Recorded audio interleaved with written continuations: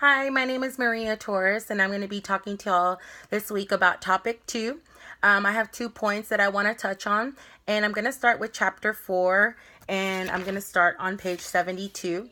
So, my first point is the different roles of the interdisciplinary team members that deal with mental illness and their functions and how they collaborate with the client's needs.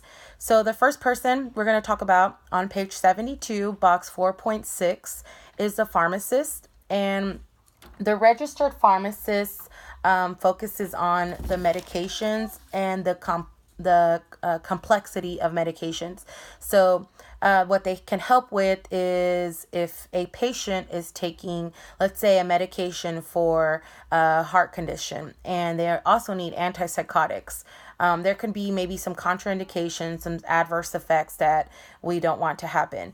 And they also help manage refractory symptoms, which are basically unmanageable symptoms. So last week we talked a little bit about patients that don't know what to expect when starting antipsychotics. They're going to be less prone to being compliant. So we want to educate our patients because we want to increase compliance. The next position or the next role is a psychiatrist, and this is a physician certified in psychiatry by the American Board of Psychiatry and Neurology. Their main role is to diagnose the mental disorder and to write the prescriptions, which is very important as far as their treatment. The next role is the psychologist, and they hold a doctorate. They practice therapy with the patient and they conduct research. So usually it's in a clinical setting, and they interpret the test as well.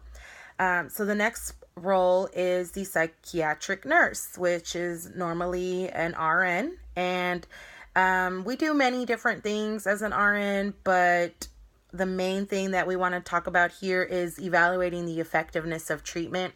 We want to approach our patient as with a holistic approach. We want to help them with all of their treatment and from the beginning to the end, if possible. The next role is the psychiatric social worker, and they work basically one-on-one with the family or the patient if they don't have family. They help with providing resources, providing different maybe contacts or support groups that the patient can stay connected with, which can kind of help with the patient to get better and for them to be compliant. The next role is the OT, which is the occupational therapist, and they focus more on the functioning abilities and psychomotor skills. So they'll probably do maybe like arts and crafts to kind of work with this patient. The next role is the recreation therapist. A recreation therapist is pretty interesting because they help the patient kind of balance work and play, so that way they use their time in a more constructive way instead of a destructive way. The last team member is going to be the vocational rehab therapist.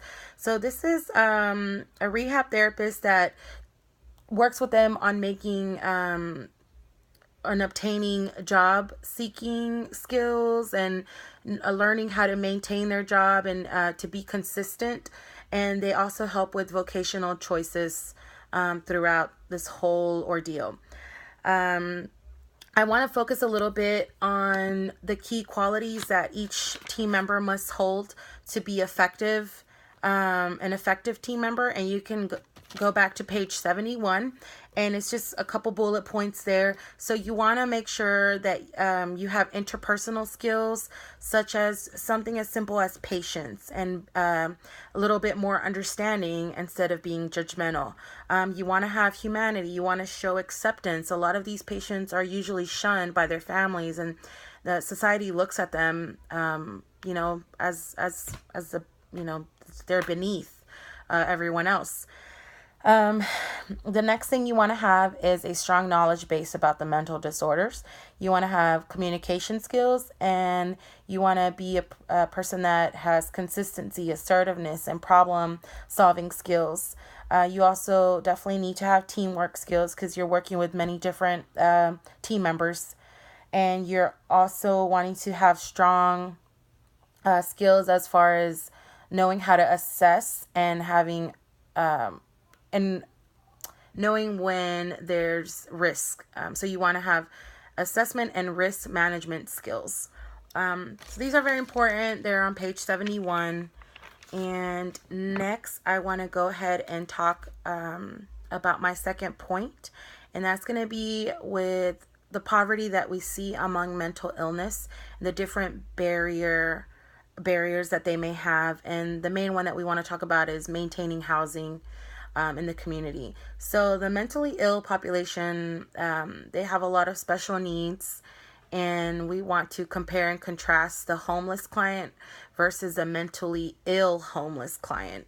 So we have two different ones that we're going to talk about. So I want to give you two different websites. The first one is at psychnet.apa.org. These are scholarly articles, but I will post them as well. And basically this provided some great insight for me because the title of this is A Nation in Denial, and it talks about the truth about homelessness. So 85% of homeless people are ravaged by substance abuse and mental illness. So that tells me that that's a large number. You could say almost 9 out of 10 homeless persons are dealing with substance abuse or mental illness, and it's all linked together. So take a look at that if you're interested in that, and it just gives me a different view when I look at homeless people now. The next website is psychiatryonline.org, and this talks about the role of social disadvantages in crime, joblessness, and homelessness. So it talks about the relationship about being homeless, not having a job, and the crime that's linked with mental illness as well. So those are two websites that I would like for y'all to check out and ask me questions about if you'd like. And as far as in our textbook, it talks about it on page 70. Homeless people without mental illness usually are people that may be in a crisis. Maybe they lost their job. Maybe they have a substance abuse problem, and maybe it's not, they're not able to control it, so they're spending more money on, their substance abuse problem and not taking care of the priorities.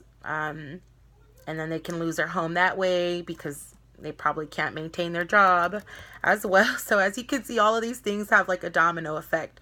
So this can be a temporary homelessness. This could be, people that are homeless because there's abuse in the home, different factors that allow for the patient to be homeless without necessarily having a mental illness problem.